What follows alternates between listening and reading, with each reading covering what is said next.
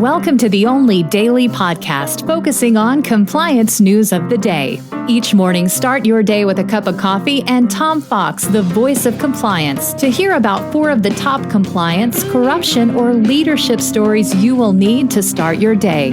The Daily Compliance News is a production of the Compliance Podcast Network. First, a word from our sponsor.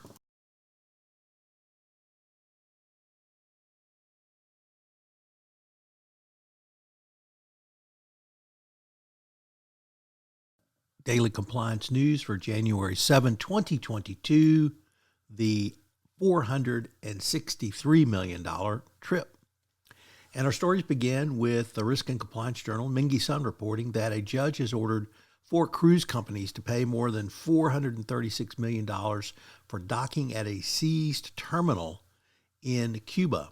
The 4 cruise lines, Carnival, Royal Caribbean, Norwegian, and MCA, said they would appeal the ruling, and it is based upon the Title III of the 1996 Helms-Burton Act over the property confiscated during the Cuban Revolution. If property was confiscated and you can prove you're the heirs of the owner or still hold title to it, you can sue if people lose it. And Havana Docks, a Delaware registered corporation established in 1917, had done just that. Their docks were seized. They received a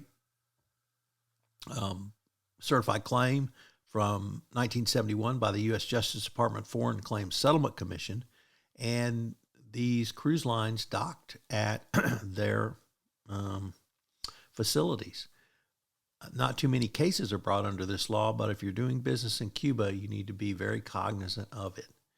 Next up, from Bloomberg, the special counsel investigating Donald Trump brought on 2 current and longtime career anti-corruption prosecutors. Jack Smith, the special counsel, has tapped Ray Hulser and David Harbach, who both have been involved in anti-corruption and fraud and possible corruption cases. So it's going to be interesting to see where they take the Trump investigation.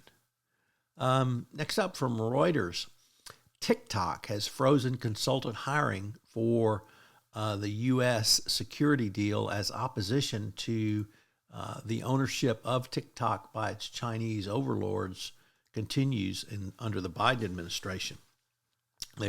TikTok is trying to implement a security agreement with the United States, and the video app has continued to come under fire, even though President Biden revoked the executive order from Trump banning TikTok in the United States. The program includes hiring a third-party monitor, a source code inspector, and 3 auditors, which will oversee compliance by TikTok.